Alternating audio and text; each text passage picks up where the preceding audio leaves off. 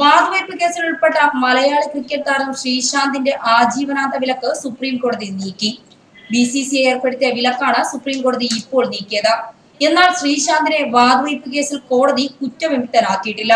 ശ്രീശാന്ത് തെറ്റ് ചെയ്തിട്ടുണ്ടാവാം, എന്നാൽ അത് തെളിയിക്കപ്പെടേണ്ടതുണ്ട്. അതെന്തായാലും ആജീവനാന്ത വിലക്കല്ല അതിന് നൽകേണ്ടത്. ശ്രീശാന്തിന് നൽകേണ്ട ശിക്ഷ എന്തെന്ന് BCCI 3 മാസത്തിനകം തീരുമാനിച്ച് അറിയിക്കണമെന്നും സുപ്രീം കോടതി വിധിയിൽ ചൂണ്ടിക്കാട്ടുന്നു.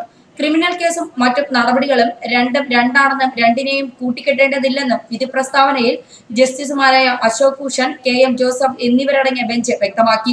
IPL വാതുവയ്പ് കേസിൽ ദില്ലി പാട്യാല ഹൗസ് കോടതി വെറുതെ വിട്ടെങ്കിലും ശ്രീശാന്തിന് BCCI ഏർപ്പെടുത്തിയ വിലക്ക് തുടരുകയാണ്.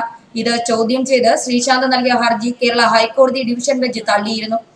ഈ വിധി ചോദ്യം ചെയ്താണ് ശ്രീശാന്ത് സുപ്രീം കോടതിയിൽ എത്തിയത്. ശ്രീശാന്തിനെ കുറ്റവിമുക്തനാക്കിയ ദില്ലി കോടതി വിധിക്കെതിരെ പോലീസും ഹൈക്കോടതിയെ സമീപിച്ചിട്ടുണ്ട്. ഈ കേസിലും നടപടികൾ തുടരുകയാണ്.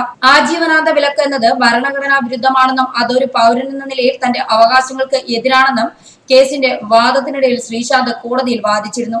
വാതുവയ്പ് കേസിൽ പോലീസ് കൊണ്ടുവന്ന ടെലിഫോൺ രേഖകളും തെളിവുകളും അടിസ്ഥാന രഹിതമാണെന്ന് വിചാരണ കോടതി കണ്ടെത്തിയിരുന്നുവെന്നും അദ്ദേഹം ചൂണ്ടിക്കാട്ടിയിരുന്നു.